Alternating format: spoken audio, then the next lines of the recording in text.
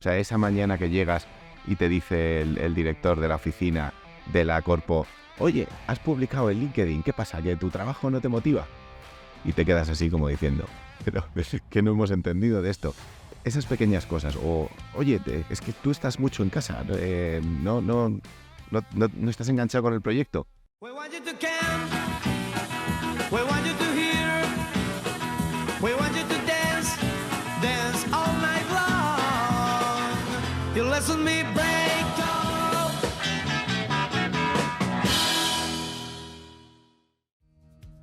Muy buenas, Jesús. ¿Cómo estás? Jaime, muy bien. Muchas ganas de estar aquí contigo. ¿Qué tal tu viaje de Valencia? Que me has contado que venías de por allí. Pues bien, muy bien. Una charla muy chula. Vengo un poco resfriado, los aires acondicionados, pero bueno, espero que no nos impacte. Bueno, ya estamos en esa época en la que los aires nos juegan malas pasadas, ¿no? Sí, así es. Bueno, pues nada, vamos a arrancar. Oye, por cierto, antes de empezar, el otro día vi en tu LinkedIn que publicaste un post que me hizo bastante gracia sobre que cada ciertos meses tienes como la manía de cambiar los muebles y las fotos de tu casa. Y dije, Dios mío, hay alguien como yo. No estoy zumbao. O sea, es como que cada 3-4 meses llego a mi casa y pienso, qué coñazo. Y me dedico un fin de semana a cambiarlo todo. ¿Por qué crees que nos pasa esto? ¿Estamos los dos locos o crees que es algo que le pasa a todo el mundo? Puede ser que estemos. Yo creo que todos estamos un poco locos. Es bueno disfrutarlo. No sé, un poco síndrome TOC. A mí no me dejan ejecutarlo del todo, porque me pongo a cambiar cosas y la familia me para a los pies, porque ya me conocen. Ah, bueno, claro, tú pero en casa... Sí, pero sí que dentro de mi radio sí que cambio cosas. Y cambio cosas físicas y digitales. Y en el artículo lo que decía era que cada cierto tiempo me gustaba cambiar la perspectiva, pues supongo que es por eso, para ver cosas diferentes y distintos ángulos. Y luego me pongo también romántico mirando fotos antiguas, ¿no? Esta es la típica tarde que te pasas mirando fotos antiguas. Y a mí esto me aporta mogollón, porque miras como, no sé, pues lo que publicaste o lo que dijiste hace unos años y lo conectas con lo que estás pensando ahora y es que vienes de atrás. Entonces, como que te da contexto, te refuerza, está chulo. Bueno, cada cierto tiempo, manías, como dices tú. Sí, no, desde luego mola mirar atrás y ver dónde estamos hoy, ¿no? Y el camino que hemos recorrido. Precisamente un poco quería empezar por ahí, ¿no? Mirando un poco atrás en tu carrera profesional, y pasaste muchos años en Telefónica, muchos años en McAfee, trabajando en áreas directivas en esas grandes corporaciones, y hace 7 años sales del mundo corporativo y te dedicas, como siempre hablamos, ¿no?, al mundo del free working, ¿no? Empiezas a trabajar en diferentes proyectos, por diferentes empresas, escribir libros, ser autor, trabajar en LinkedIn y hacer un montón de cosas para encontrar mucho más balance en tu vida personal, ¿no? Y a mí me parece curioso, y siempre hablamos, ¿no?, de esto de las carreras no lineales, ¿no? Que hoy en día está muy encima de la mesa, y del free working, ¿no? Entonces, me gustaría entender un poco en tu perspectiva, Jesús, ¿qué es el free working, ¿no? El nuevo talento, el talento hoy cada vez está persiguiendo más esta manera de trabajar más libre, más flexible, más no lineal. Y muchas veces las empresas pues se vuelven locos tratando de entender al talento y entender qué es lo que necesitan y qué es lo que quieren. Realmente, tú que has vivido este tipo de carrera y que has pasado por grandes corporaciones, ¿cómo ves tú esto? ¿Qué es para ti el free working? Pues mira, para mí el free working es algo que debería ser, que es la elección, ¿no? La libertad de elección de cuando una persona trabaja en una empresa, cuando una empresa contrata a una persona, que si hacemos el símil, es como la liberación del matrimonio, ¿no? En muchas culturas. Pues antes estaba palabrado y ahora, en teoría, es una elección de cada persona, ¿no? Pues a nivel profesional es lo mismo. Y el símil yo creo que es un poco bruto, pero es muy bueno porque a veces nos vemos encadenados a nuestro trabajo, ¿no? Conocemos historias de gente que lleva 20 y tantos años y es más preso de la posible indemnización que de sus deseos, ¿no? Pues es que yo haría esto. Pero en realidad estás anclado y eso no estás anclado realmente a la indemnización, estás anclado a una mentalidad que poco a poco te ha ido a hacerte, te ha ido a hacerte olvidando de todo lo que te importa, ¿no? El free working para mí representa eso, representa lo que te importa, el propósito al que quieres contribuir, los valores que tienes, si te gusta trabajar más por las mañanas, por las tardes, por las noches, si te gusta trabajar aquí o allá, si te gusta trabajar aquí y allá, si te gusta hacerlo con cierto picante, cierta creatividad, cierta ironía, pues eso en los modelos de trabajo tradicionales suele estar bastante limitado o bastante cortado, ¿no? Y bueno, yo creo que va cambiando, ahora profundizamos si quieres en eso, pero tradicionalmente ha estado muy cortado. Entonces, el concepto es potente porque free working es como refleja una obviedad, ¿no? Es que trabajar debería ser una elección libre. Pero como no lo era antes, pues por eso tiene tanta potencia hoy. Me parece interesante y muchas veces desde el punto de vista de las empresas, ¿no? Cuando hablamos con directores generales, directores de producto, tecnología, incluso directivos de recursos humanos, hoy en día, y hablamos de los problemas a los que están enfrentando, ¿no? Bueno, como efectivamente, tradicionalmente, y cuando hablamos tradicionalmente, estamos hablando de hace 5 años, incluso hoy en muchas compañías, ¿no? El trabajo se sigue viendo como algo que todavía no se tiene muy claro hasta qué punto hay libertad, hasta qué punto tiene que haber cierta rigidez. Las compañías les cuesta mucho adaptar sus modelos organizativos y adaptar sus formas de contratación y de atraer y de captar talento en una era en la que el talento está empezando a valorar tanto, ¿no? Este concepto de trabajar por libre. ¿Cómo crees que las empresas y estos directivos tienen que entender el nuevo mercado del talento para enfocarse el reto de atraer a los mejores, en tu perspectiva? Bueno, diseñándolo, poniendo intención y diseñándolo, porque solo atraerlo ya es un gran reto, pero motivarlo, retenerlo, ¿no? Que no me gusta esa palabra, pero desarrollarlo, engancharle y en última instancia retenerlo, ¿no? O incluso diseñar esa parte final de la relación, el offboarding y demás, pues eso es un proceso que se diseña, igual que diseñar la experiencia de tu cliente, el journey de tu empleado, etcétera, ¿no? El talento, efectivamente, como decías, está buscando otras cosas. Está buscando, pues, más libertad, más capacidad de contribución, más creatividad, más ser ellos mismos y menos bienvenido, esta es tu tarjeta, esta es tu capa corporativa y déjate tus valores y tus emociones a la entrada de la oficina. Yo creo que eso ya no vale.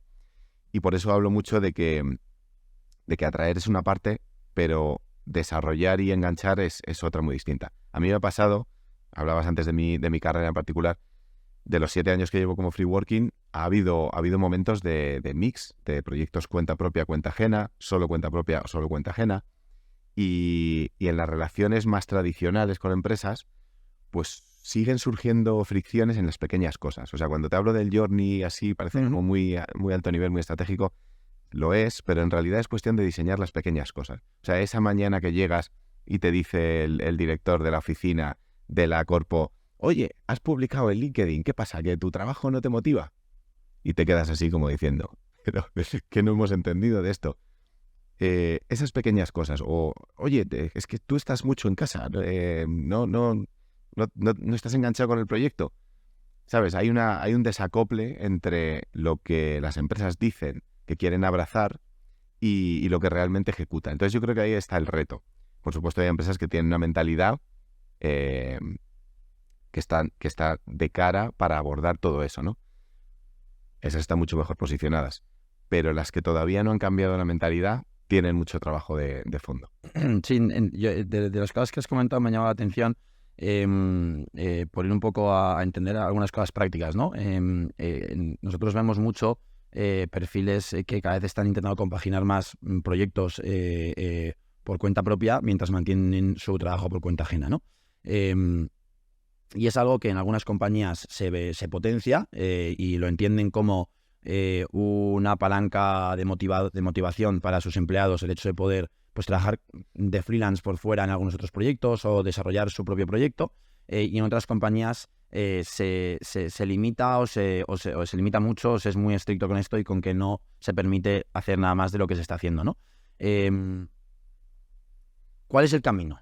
¿Cómo una empresa puede saber si es correcto permitir a sus empleados que fuera del trabajo hagan algunos proyectos como freelance para ganar algo de dinero extra, porque son proyectos personales que les pueden motivar más, porque estamos viendo cada vez más talento que va en esta dirección y muchas veces nos encontramos muchos perfiles que quieren hacer esto pero tienen miedo a hacerlo por si les pillan, ¿no? Sí.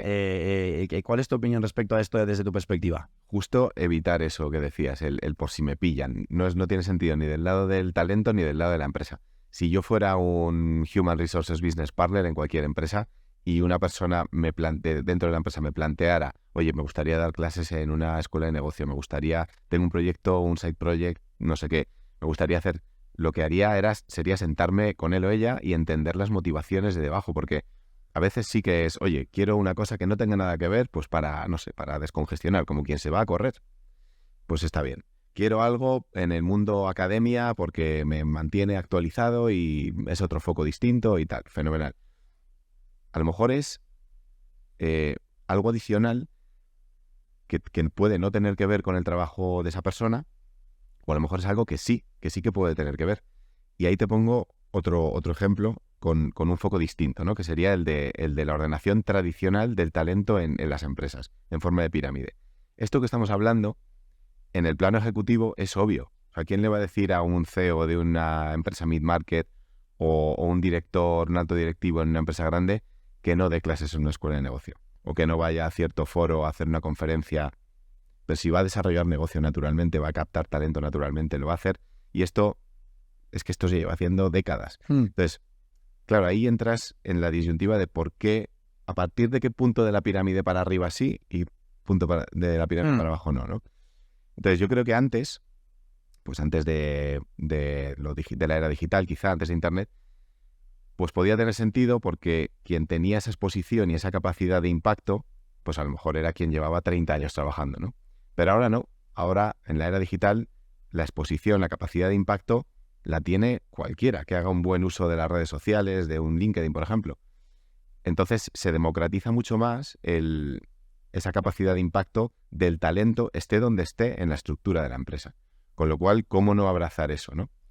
Bueno, me he dado una vuelta para darte el ejemplo, pero cerrando con tu pregunta, ¿qué tienen que hacer las empresas para abrazar eso? Pues yo creo que realmente entender que cualquiera hoy puede ser un foco de valor dentro o fuera de la organización y abrazarlo, ponerle intención y diseñarlo en esas pequeñas conversaciones. Sí, estoy totalmente de acuerdo. Un poco lo que estoy entendiendo es, oye, si pones una regla de no se puede hacer esto y tus empleados piensan, ahí sí me pillan, lo que estás generando es una desalineación, una fricción con tus empleados, estás potencialmente generando una dinámica que va a aumentar tu rotación, se te va a escapar talento y vas a acabar incluso quemando, ¿no? Y darle la vuelta a la tortilla, el reto es, oye, voy a ver de qué manera puedo, de mi estrategia de talento, aliarme con el talento que hay en la casa, entender sus necesidades y sus momentos vitales de cada uno, y si tienen otros retos encima de la mesa o se sienten que necesitan hacer algo por fuera como freelance en otro proyecto, entender por qué, entender de qué manera y ver cómo incluso podemos aliarnos para que eso que hagan por fuera también tenga un reporte positivo en su performance dentro de la compañía o incluso en la compañía, ¿no? Me parece súper interesante. Hablábamos como título del podcast, ¿no? de la rebelión del propósito en el concepto del free working, ¿no? Y se habla mucho de propósito en las compañías y en las personas y de la alineación del propósito y me gusta la idea de que lo que está sucediendo no es que la gente esté entendiendo su propósito, sino que está habiendo una rebelión del propósito y que la gente está empezando a poner por encima su propósito a otras muchas cosas. Su propósito, que cuando se traduce en la relación con compañías, se traduce en todo lo que viene a ser tradicionalmente llamado como el salario emocional, ¿no? ¿Tú cómo ves esto, Jesús? ¿Cómo has visto en tu carrera profesional, estando en corporación y ahora como free worker, que trabajas con muchas empresas, cómo el talento y las compañías están gestionando esta situación en la que el propósito de las personas empieza a ser mucho más relevante y un pilar fundamental en la toma de decisiones de colaborar en proyectos o de trabajar en un proyecto u otro?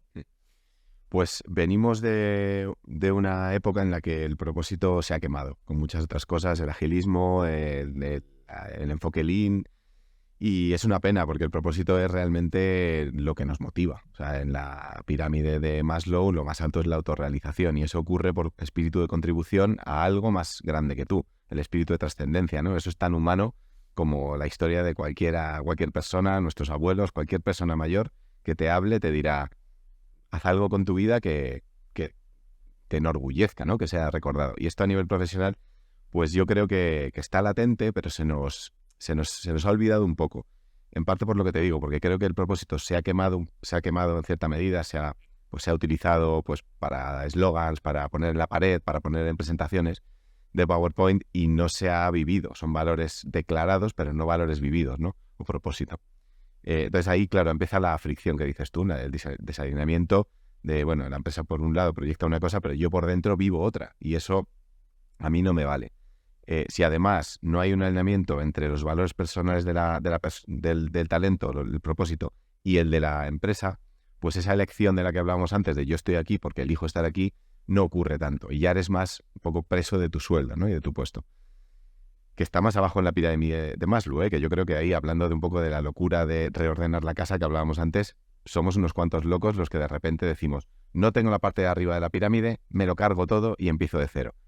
Y es verdad que eso es el lanzarse a la piscina, que no todo el mundo vale para eso, ¿no? Y es difícil el camino de reconstruir.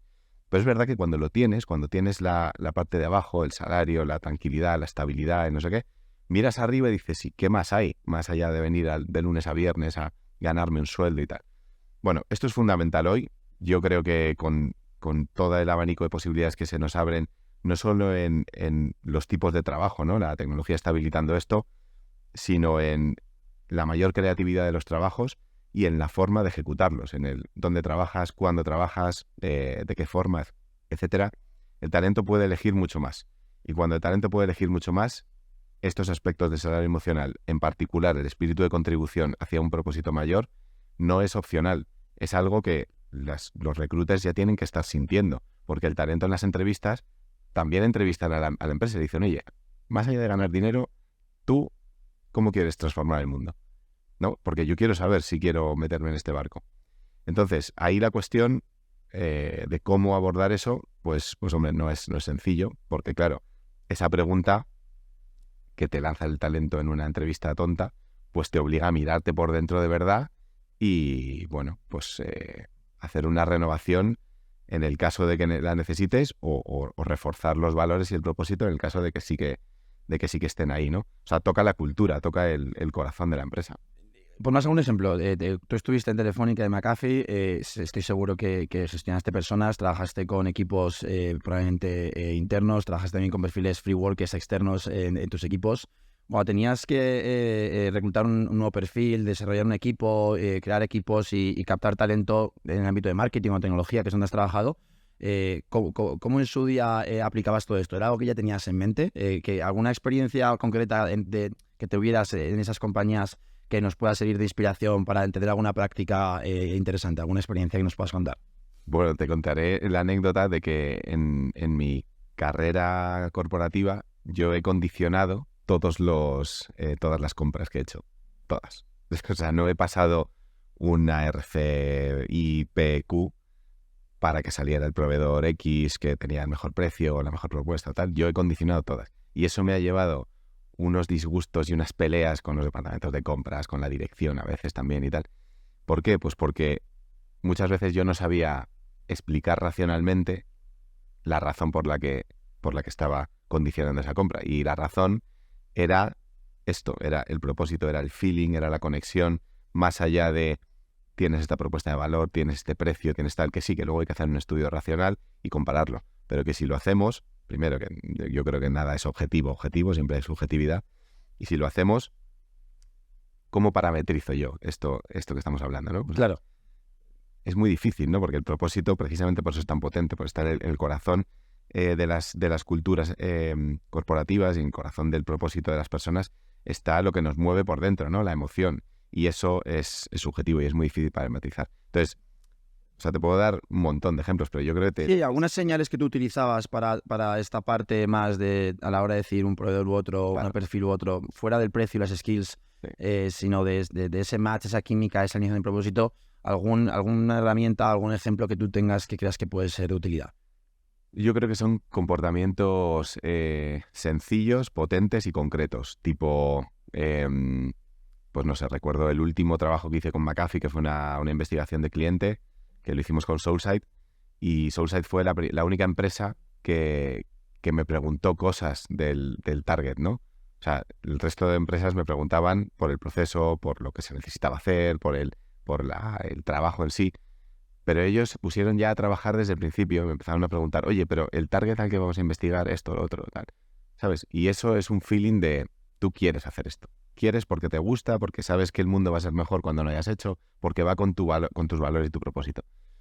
Otro ejemplo, cuando estaba en Telefónica, uno de los proyectos más chulos que lancé, hace años ya, 2011, segunda línea, tener un segundo número de móvil en tu SIM, en tu tarjeta.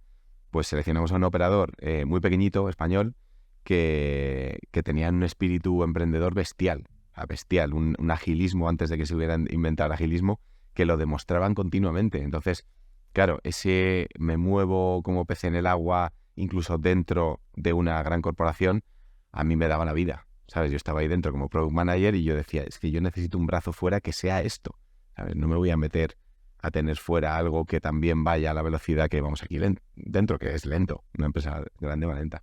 Entonces, eso son señales, son feelings que tienes, que luego yo creo que también cuando estás fuera, cuando eres proveedor, ves que dentro necesitas a alguien valiente que se pegue con compras, que se pegue con dirección y tal, porque si el de dentro se conforma, no van a innovar, por mucho que esté en el brief. No, queremos algo innovador, creativo.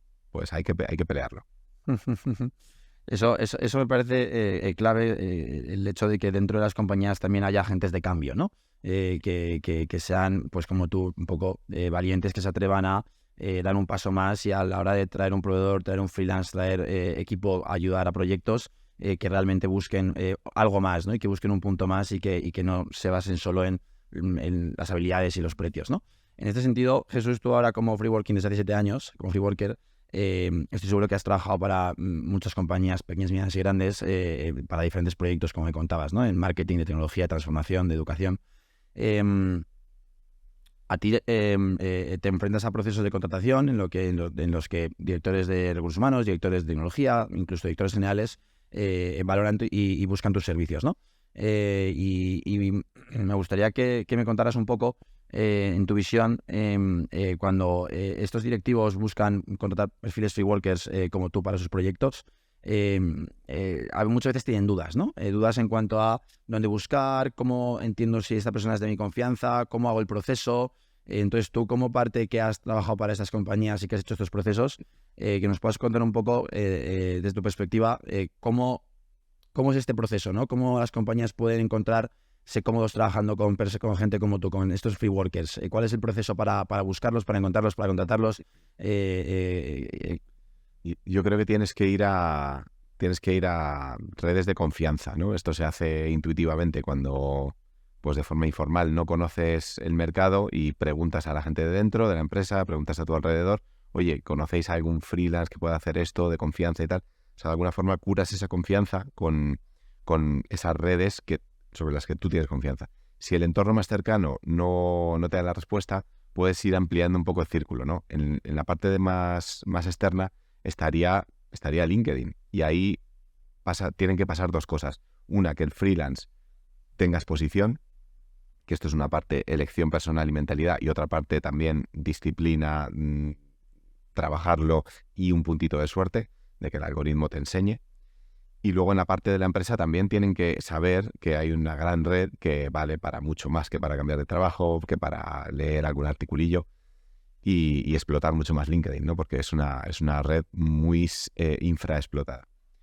Y luego en el punto de en medio, pues yo diría que encontrar redes o socios que te den ese apoyo de confianza. O sea, si tú has trabajado con una empresa que tiene un pool de talento que ya te ha servido o que ha servido a empresas pares o a personas que están en tu círculo de confianza, pues eso es una herramienta, es un medio de curación de confianza, ¿no? Y esto yo creo que, bueno, pues vosotros sois un ejemplo, cada vez empieza a haber más posibilidades en esa línea, porque de partida esa empresa y ese freelance no se conocen, pero en medio tienen un medio de curación de confianza. Esto tiene mucho valor.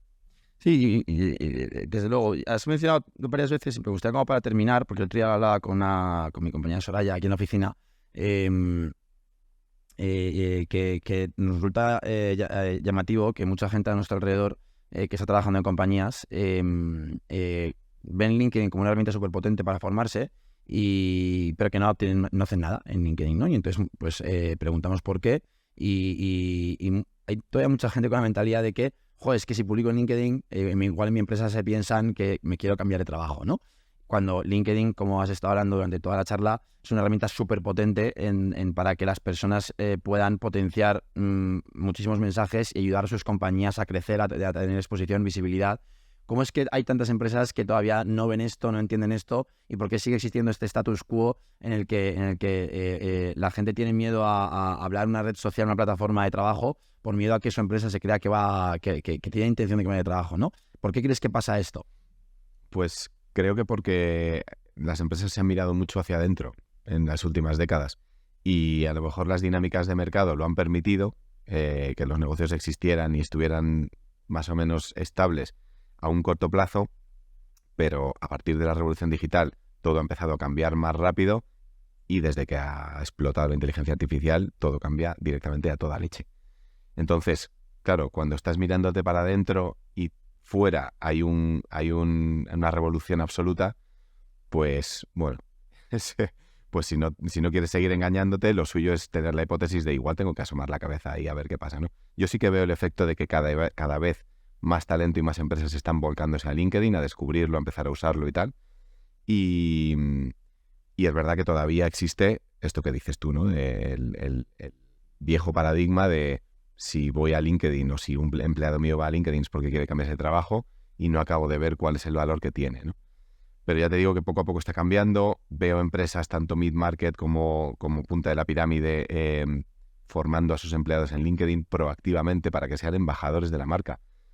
Y asumiendo, oye, que si a través de eso resulta que te quieres cambiar, pues tenía que pasar. Mejor que te des cuenta ahora que no dentro de 10 años, ¿no? Y se acumule la indemnización que hablábamos antes. Entonces, esa libertad de elección yo creo que empieza a plasmarse también. Y eso es muy chulo. O sea, empresas a las que ayudo en educación, como Telefónica, empresas, pues eso, muy, muy punta de la pirámide, ¿no? IBEX, formando a sus empleados en tener mejor marca personal.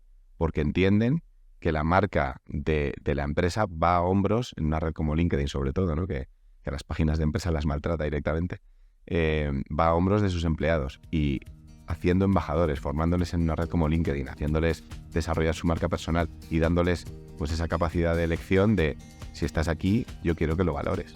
Esto es muy potente, ¿no? Y fíjate, pues a lo mejor es una llamada a la acción a esas empresas más mid-market que todavía están en la realidad anterior, de si lo están haciendo en el IBEX, hay que meterse caña.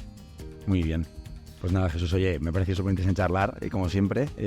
Muchísimas gracias por tu tiempo, súper útil, súper interesante. Y nada, seguimos. Un placer. Con esto. Cuando quieras. La revolución del propósito con Jesús Higas. Eso es. Pues nada, un placer. Muchas gracias. Gracias. We want you to camp. We want you to